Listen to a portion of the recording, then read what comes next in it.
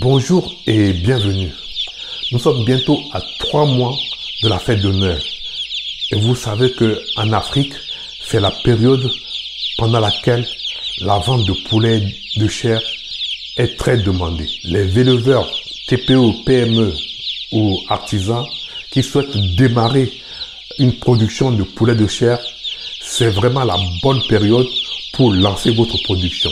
Il y a plus d'un mois aujourd'hui, j'ai publié une vidéo qui vous explique comment monter votre budget pour une bande de 500 poussins. Un budget simplifié. Pour ceux qui n'ont pas encore regardé cette vidéo, il est important d'aller le regarder et de comprendre comment il faut monter le budget et d'avoir une idée globale de comment monter son budget. Lancer une production de poulet de chair sans budget, c'est vraiment aller droit dans le mur. Je remercie tous ceux et toutes celles qui ont regardé cette première vidéo sur le budget et qui ont beaucoup apprécié et qui me demandent de poursuivre leur formation, de les aider à progresser dans leur apprentissage d'élevage de poulet de chair. Aujourd'hui, je vais vous présenter tout ce qu'il faut savoir avant l'arrivée des poussins dans la ferme. Qu'est-ce qu'il faut faire lorsqu'on a déjà apprêté son bâtiment et qu'on attend l'arrivée des poussins? Il faut savoir qu'il y a des étapes avant de préparer le bâtiment avant l'arrivée des poussins. Quelle conduite à adopter pour la mise en place des poussins sur le plan sanitaire, sur le plan de la densité des poussins par mètre carré, sur l'aménagement du poulailler. La réussite de cette phase conditionne en grande partie la réussite d'une bande. C'est ce qu'on va voir dans cette vidéo.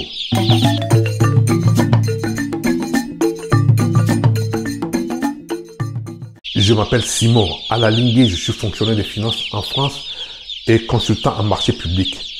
J'accompagne les artisans, les TPE, les PME de la diaspora et de l'Afrique à développer leur activité et à gagner les marchés. Je suis convaincu que c'est un pilier sur lequel la communauté noire devra s'appuyer pour réussir. Marché du futur, c'est la seule chaîne des marchés publics dédiée à la communauté noire.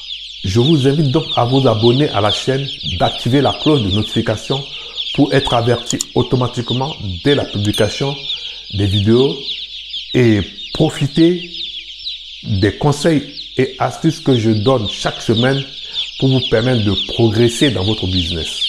Sur le plan sanitaire, les cycles de production sont généralement espacés entre 10 à 18 jours.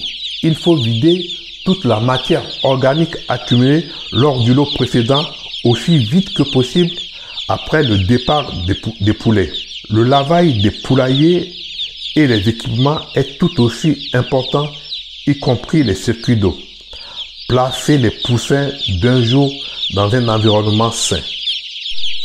Sur la densité, c'est-à-dire le nombre de poussins par unité de mètre carré, lorsqu'on est en présence d'une ventilation statique, c'est-à-dire à l'air naturel, d'abreuvoirs et de mangeoires naturels, il faut entre 10 à 12 poussins par unité de mètre carré. Par contre, lorsque la ventilation à l'intérieur du bâtiment est dynamique, c'est-à-dire par ventilation, par extraction ou toute autre forme de ventilation, il faudra entre 15 et 18 poussins par mètre carré. Les 2 premiers jours, il est préférable d'éviter de ventiler afin d'obtenir une humidité plus conforme aux besoins des poussins, car il peut y avoir des risques de déshydratation. S'agissant de l'aménagement du poulailler, lorsqu'on parle d'aménagement du poulailler, bien évidemment, on parle de matériel spécifique à mettre à la disposition pour le confort des poussins qui leur permettra d'être dans une ambiance optimale. Vous pouvez la retrouver dans la description, la liste intégrale des types de matériel spécifique qu'on trouve dans les poulaillers. Concernant les mangeoires, il y a 2 types de mangeoires. Dans les types de mangeoires qu'on trouve, on trouve des mangeoires fait maison et des mangeoires automatiques. Je vous ai mis la liste des types de mangeoires qu'on trouve et vous les retrouvez aussi dans la description. L'inconvénient de mangeoires fait maison, c'est qu'il faut tout le temps alimenter. Par contre, les mangeoires à démarrage automatique, il suffit de le programmer et de venir de temps en temps regarder comment l'alimentation est faite pour le recharger. Les mangeoires fait maison doivent être assez longues ou assez nombreuses pour que les poussins puissent se nourrir sans se gêner les uns les autres. S'agissant des abreuvoirs, il faut rappeler que les poussins boivent beaucoup et encore en plus lorsqu'on se trouve dans un pays tropical. Il faut à peu près 3 fois plus d'eau que d'aliments.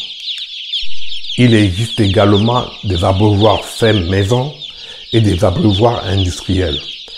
Tout dépend de votre taille, de votre moyen, de votre budget. En fonction des recommandations du vétérinaire, on peut rajouter dans l'eau des vaccins ou des médicaments à solution buvable. La poussinière est la loge où sont élevés les poussins. Elle doit être dans un endroit calme. Le poussin nouveau-né est très fragile dès le premier jour. Il est très sensible au froid et à toute forme de stress. C'est pourquoi il faut amener une poussinière dans laquelle on crée une ambiance adéquate pour le développement du poussin. Une litière est un lit en paille ou en toute autre matière végétale, souple, absorbant, isolant, qu'on étend dans le bâtiment pour servir de couche aux poussins. On peut utiliser plusieurs types de matières végétales.